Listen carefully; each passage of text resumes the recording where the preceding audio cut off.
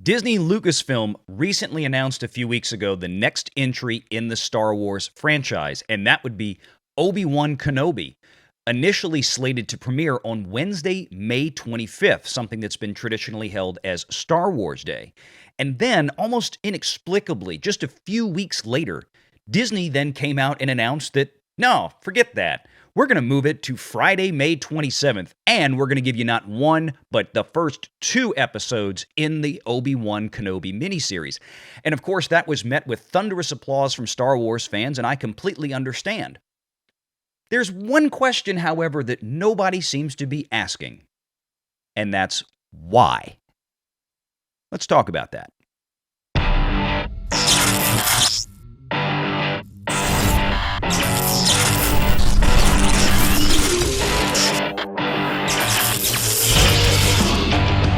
Renegade Online.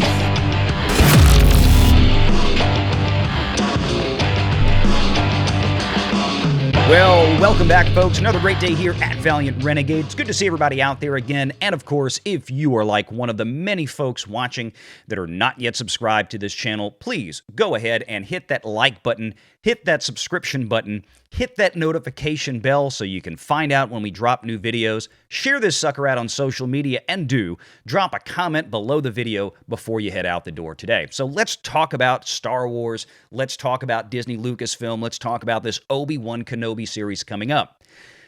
But I don't want to talk about it in the way that you think. Now, you can go to plenty other wonderful Star Wars channels out there to hear all about what's going to be in the show, the theories, the rumors, the characters, but you've come here because at Valiant Renegade, we put Hollywood through the business and financial lens of reality. And when I saw this maneuver announced by Disney recently in a video from Ewan McGregor, I had to ask myself a few questions as to what prompted Disney to make this sudden change just a mere 2.5 or 3 weeks after they made the initial announcement of the drop date. It seems bizarre, no?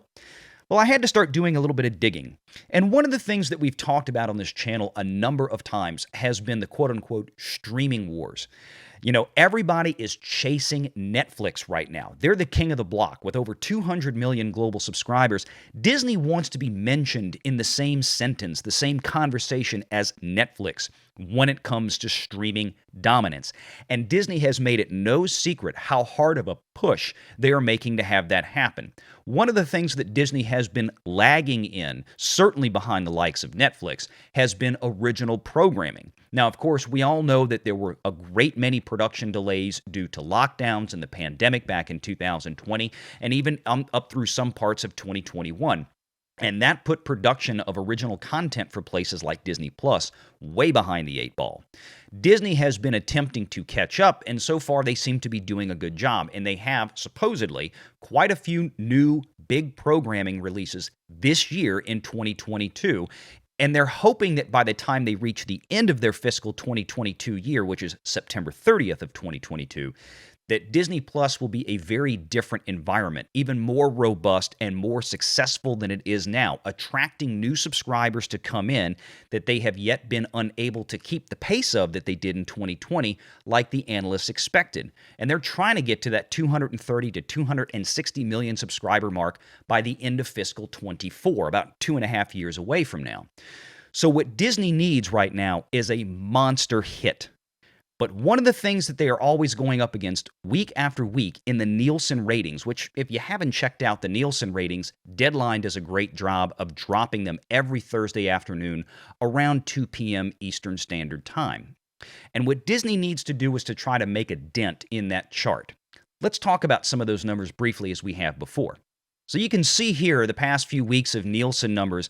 We've talked about things like the Book of Boba Fett, which did make it into the top 10 of original programming on the Nielsen charts. But the watch time, the watch minutes, were still pretty well behind some of their bigger competitors at places like Netflix. Disney needs to move up these charts. Why? Because Disney has already announced that later this year, they are going to introduce an advertising-based tier. Right now, of course, for $7.99 a month, you get Disney Plus ad-free. That pricing is going to go up, and another cheaper tier is going to be slid in beneath it, probably somewhere around $5 a month, but with advertising. Disney needs to signal to advertisers that they have a hot brand item. And I think they're going to try to do this with Obi-Wan and make a dent. And Disney is so confident that they've moved Obi Wan Kenobi 2 days and they've put it right up against the premiere of Stranger Things Season 4 on Netflix. Back on February 17th, Netflix announced the release date of Stranger Things 4. Disney knew this coming into their announcement on March 9th for the release of Obi Wan Kenobi. And I think part of the issue here is that with a multi-part series that binge drops on Netflix, Disney wants to make sure they give themselves the best chance possible to put the most available watch time of Obi-Wan Kenobi up against Stranger Things so they can make a dent in that Nielsen chart. Now, I don't think they're going to be able to beat Stranger Things, but they certainly want to have a strong showing relative to subscription size. Now, Disney Plus has about 45 to 50 million North American, that's US and Canada, subscribers for Disney Plus. Netflix, on the other hand, has somewhere around 75 to 80 million in North America. Not quite 2 times, but close. So Disney wants to have a comparable showing to what Netflix could pull off that weekend. But one of the things that Disney probably looked at as time went on was how the searches, how the Google trends were going, because this is going to give Disney a very, very clear metric of audience interest in the show as compared to its competition. Let's look at the chart. So this is a chart going back to the beginning of the year, and you can see here where Stranger Things is falling and where Obi-Wan is falling, and it's not even close. Stranger Things starts out the year at a rate of 10 times that of Obi-Wan Kenobi, and it pretty much sustains similar type numbers all the way up until the announcement. And here we go. We get the announcement date on February 17th, and Stranger Things buries the meter on the Google searches. Then we move over to March 9th and 10th, right after the announcement of Obi-Wan Kenobi. And you can see here, Obi-Wan definitely gets a spike, but I want you to recognize the fact that that spike is still about 36% behind that of Stranger Things. Now, Obi-Wan is supposed to be the preeminent Star Wars type of show. This is a show that Disney Plus is counting on to at least equal the performance of The Mandalorian, if not beat it. They're bringing back Obi-Wan starring Ewan McGregor. They're bringing back Darth Vader starring Hayden Christensen.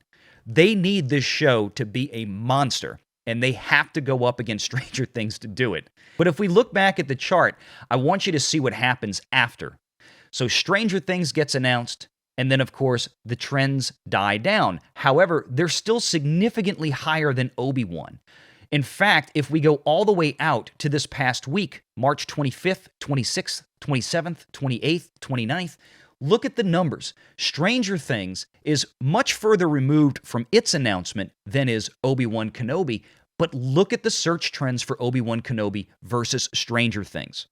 Disney recognizes this, and they know they do not want to get buried that weekend by Stranger Things. Again, I don't think they're going to beat the watch time when it comes to the Nielsen numbers, which unfortunately generally take about 3 to 4 weeks after a show has come out before we start seeing the first numbers, at least that are published publicly.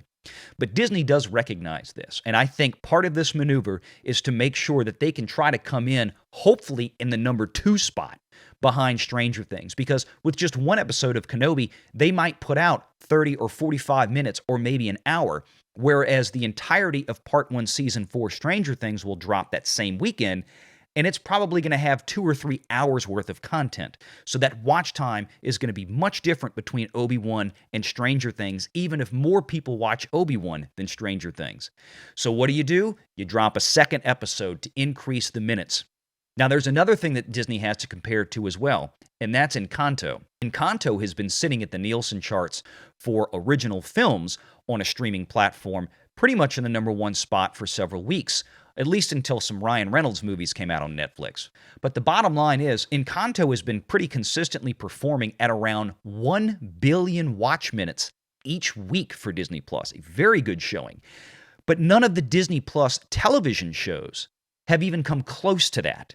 So what Disney is looking for is a massive hit, is to break that chart and get up there and have a strong performance. Because again, later this year, they've got to start selling advertising, and the prices of that advertising they can sell is going to be directly related to the amount of time that people spend watching these shows. So again, Disney needs a huge hit. This move was positioned so that they would have a strong case and try to have a strong showing against a major Netflix property. Now, I don't see Disney ever going to a binge model like Netflix. They want to keep subscribers engaged, and they frankly don't have enough content yet to be able to binge drop, because otherwise you'd have people sign up for a couple of days, watch all 6 episodes of Obi-Wan, and then bail on the subscription. In this case, you have to stay signed up for at least 2 months, May and June, to see the whole show. So Disney basically has 3 potential arguments here. Number 1, Obi Wan Kenobi falls behind Stranger Things, which it is most likely to do, but has a very strong showing based on the fact that it's only 2 episodes and with far less watch time available than Stranger Things does. And they can say that, well, look, we still hit the number 2 or number 3 spot on the Nielsen charts. The second argument is that Obi Wan Kenobi absolutely blows Stranger Things out of the water, meaning that Stranger Things might get 2 billion watch minutes and Obi Wan Kenobi comes in north of that. Now, that is extraordinarily unlikely unless they really have something spectacular there. I can't see that happening, but certainly Disney would love to see it happen. I just don't think they're expecting it. The third thing is that the show absolutely tanks and falls so far behind its competition that week that Disney will at least be able to say, well, we went up against Stranger Things, and we went up against Netflix, which has tens of millions of more subscribers than we do, and that Stranger Things also has far more watch time available, so not a big deal. Basically, Disney trying to hide a very bad performance behind Stranger Things. All of these things, I think, were part of the strategic decision on Disney's part to make this move. So again, even if it doesn't beat Stranger Things, and it likely won't, at least Disney can say that they went toe-to-toe. They dropped Obi Wan Kenobi on the same day as Stranger Things, meaning that the Nielsen measurements on that program will have the same 72 hours of capture time as Stranger Things. That's what they want to see. They want to see how this stacks up. And if they can get to at least a performance that is 50% of Stranger Things, with maybe less than half the amount of available watch time, based on however long the first 2 episodes of Obi-Wan are, and based on however long the first several episodes of this season 4 of Stranger Things that will also binge drop that weekend, that's what they're looking to do. They need to set those kind of metrics up because they need a hit. So, let me know your thoughts in the comments below. Hope you've enjoyed this. Hit that like and subscribe button. Hit that notification bell. Share this sucker out on social media. And until next time, folks, take care.